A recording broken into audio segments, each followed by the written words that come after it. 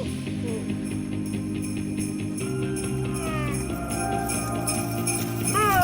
Christmas! Good afternoon, Winnicott. I'm Camden. And I'm Sophia.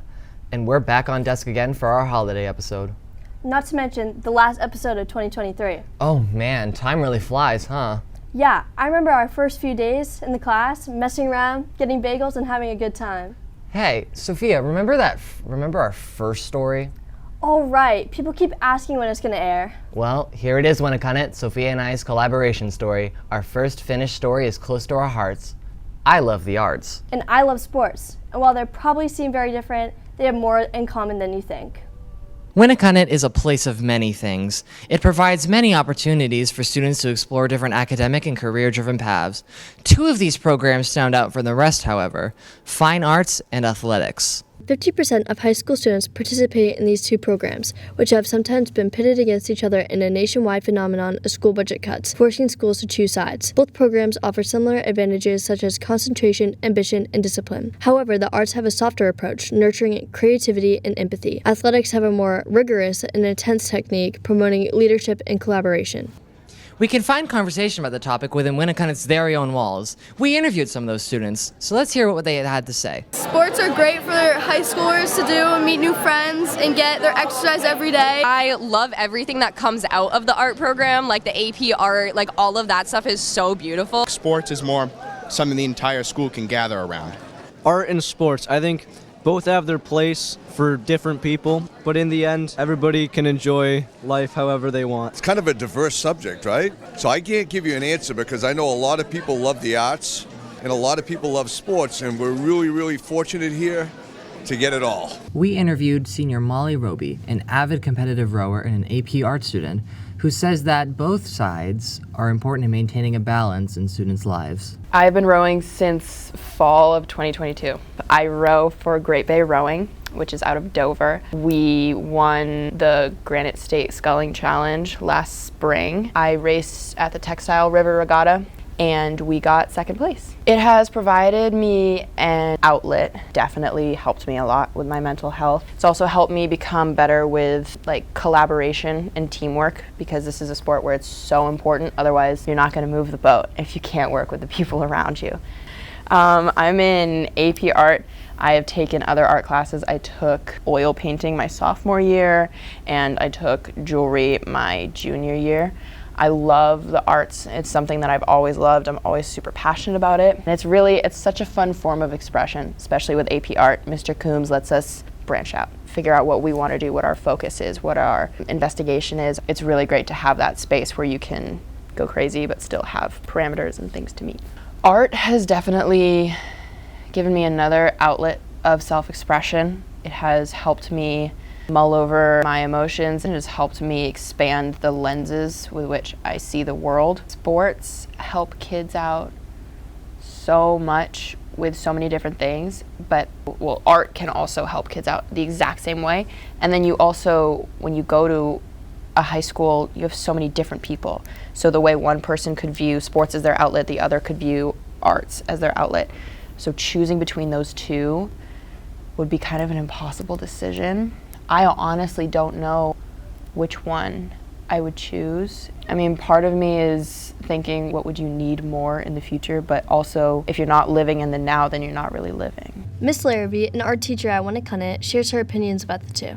I started working here in 2016. So I went to Winnicott a long time ago, and I had a painting teacher named Jill Berry, who I'm still very close with. And when I took her class as a sophomore, her oil painting class, that kind of sealed the deal, and I knew that I wanted to be an art teacher. I think that the art department in general is a really great space for people to be creative and expressive. We try to get them to think outside of the box and problem solve in different ways. We're just hopeful that it's a way that they can let some of those creative ideas percolate. It would be devastating for any community to have to eliminate their fine arts program. And that's not just the visual arts, that goes for theater and music as well. I think that young kids are so creative, and then they grow up a little bit, and by the time they get to high school, some of those kids have lost interest in the arts, and they just kind of lose sight of how important the arts are, especially with visual literacy, problem solving, process and structure. There's so many valuable skills that you can learn in the art department. I think they're equally important. I think that being a part of a team like in sports really fosters communication and working together and being responsible, and I want people to be able to be involved in all of their interests, and I wouldn't want to be the person that has to make those decisions, but I do think there's still a place for all of them to coexist. Winnicunnet's girls cross-country coach, Saltmarsh, also thinks they're both valuable. So I think sports greatly benefit students by giving them a community to be a part of, by teaching them accountability, showing them how strong they can be, and learning to, have a fun time and develop some positive school spirit. For me personally, I was always involved in sports, and I loved the team aspect and being able to run and play basketball and do things with other kids and develop that bond. So that was really social for me as well. But I think both are very important because you have athletes that obviously have a passion for athletics, and you have students that also are gifted with lots of talent in the arts and music. And I think everybody should be allowed to pursue their interests. So I can't really say that either one is more important than the other, but a lot of that depends on the individual. We at Winnicunnet are privileged to have such ample diversity in our programs, and we are so lucky not to have to make that infamous choice. This is Camden and Sophia reporting for WHTV. In case you didn't know it, we here at WHTV like to turn holidays into holidays. Oh dear, that just reminded me about all the gifts I have to buy for my family and friends this holiday season. Speaking of gifts, Winnicunnet had a very successful toy drive this year. The Winnicunnet Student Council teamed up with the local fire departments including Seabrook, Northampton, Hampton Falls, and Hampton to put on a 12 Days of Giving service event, which included a toy drive and giving tree and ran from December 4th to December 15th. Neighboring citizens and students were able to donate toys and items to the bins located in the front office of Winnicunnet. The Student Council was able to donate 807 items to this event. The officers of the Student Council are going to evenly distribute among their own fire department. It's really nice to be able to see people reuse perfectly good things for a better purpose. That's why I participated in the Sustainability ELO a while ago. really? I didn't know that. I just thought you were skipping. I would never! Why don't we take a look at what I saw that day? A few weeks ago, a large group of students participated in an in-school field trip directed by Mr. Phillips, Mrs. Couture, and student Nicole Sharapera as part of her Sustainability ELO. The day was about spreading awareness about the harm of fast fashion, which is fashion that's cheaply made and not made to last, and the harm companies like Shein have on the planet and what companies are doing to be more sustainable in the future. The day started with an introductory segment from Mr. Phillips about what fast fashion is and what the plan for the day was. Next, guest speaker Mr. Powell from UNH said that students could pitch sustainable designs to a panel, which gives students a, quote, tremendous starting point for a career in the field of sustainability. Shortly after, EcoSmith representative Jonathan Franklin spoke about textile waste and unwanted fabrics, and explained his company's solution to sustainability, sending useful fabric abroad. To teach them hands-on sustainability, Mrs. Reed showed off her skills in reusing fabric that has gone past its lifespan. Students were tasked with creating reusable bags from old t-shirts and were shown how to turn fabric back into yarn for knitting or crocheting new apparel. While that was taking place, the students took turns visiting the Shared Studios facility, where Winnicunnet was connected with representatives from South Africa. They talked about their efforts in being sustainable with their clothing. After lunch and a quick Zoom meeting with another speaker, students were put into groups to create an idea to help the community be more sustainable in clothing waste. Some representatives from Drift, a clothing store in Portsmouth, met with students and troubleshooted problems with their ideas. The group soon presented their ideas to the rest of the students. We are called Community Closet. This is an app that we just came up with to help with sustainability and community networking. Junior Sawyer Swain attended the event and shared his thoughts on sustainability. The thing that made me want to do the sustainability thing was I was really interested in the fashion aspect of it, like thrifting and all kinds of different ways to do like more sustainable clothing stuff. I learned a lot of like interesting stuff about the waste, and I'm probably gonna be like modifying more of my clothing more now and not just throwing away the scraps as much anymore, and definitely still going to like thrift stores, secondhand shops, and stuff like that. The project was really fun. It was great being able to collaborate with other people and being able to like bounce ideas off of each other and have a great like collaborative group to make something that like other people haven't really thought about. It was a great experience, and a lot of stuff they showed was really cool and unique and special to see. Students left the library feeling optimistic about the future of their planet. Mrs. Couture and Mr. Phillips hope that they can get another design challenge going in the new year. This is Camden David reporting for WHTV. No wonder you're always so hard to find. You're always off doing something. Gotta get material for a potential segment I've been working on.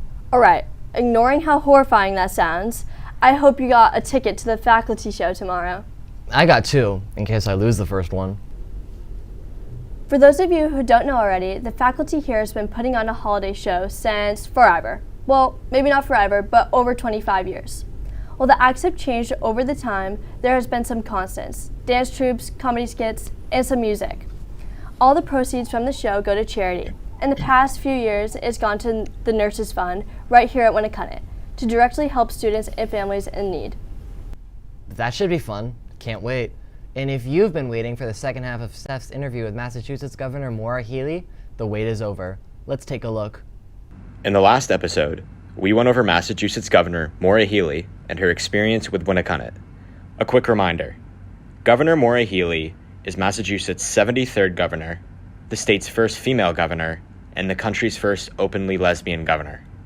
Governor Healey says how support early on helped her be in the place she is today.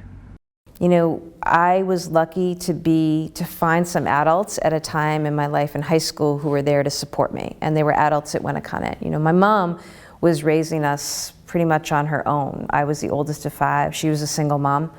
I wouldn't have become the first woman elected in Massachusetts or the first gay woman elected governor in the country if I hadn't been given enough confidence and self-esteem in high school. Because I think that what happens in high school is so formative, right? I mean, can make or break you in certain respects. And hopefully people can see in me, you know, whether it's young girls or young people in the LGBTQ community can see in me that, oh, it's gonna be okay. Like, it's why we say representation matters.